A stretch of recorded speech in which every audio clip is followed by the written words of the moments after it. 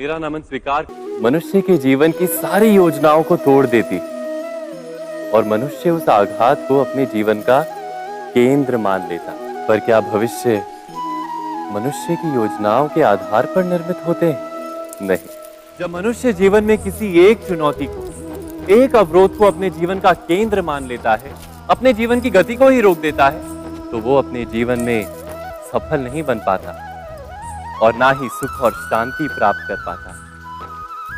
अर्थात जीवन को अपने योग्य बनाने के बदले स्वयं अपने को जीवन के योग्य बनाना ही सफलता और सुख का एकमात्र मार्ग।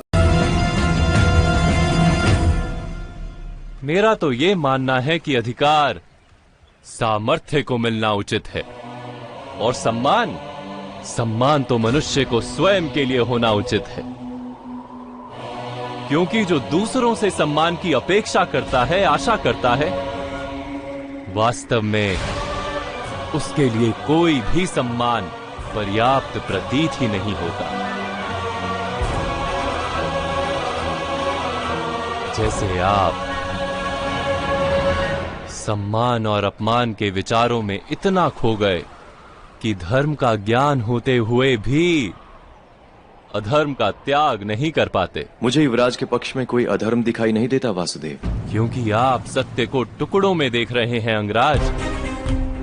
मैंने आपसे कहा था, भाग्य मनुष्य के निर्णयों का परिणाम।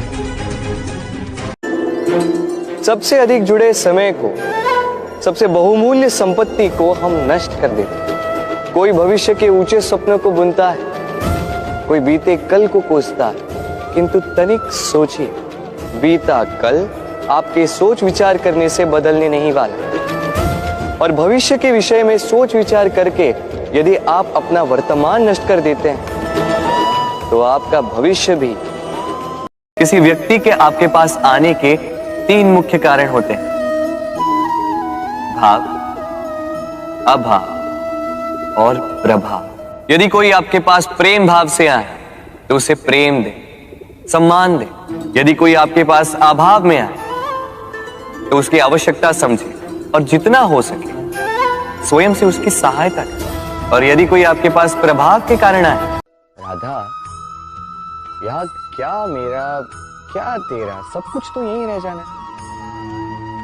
किसी भी वस्तु से इतना मोह ठीक नहीं।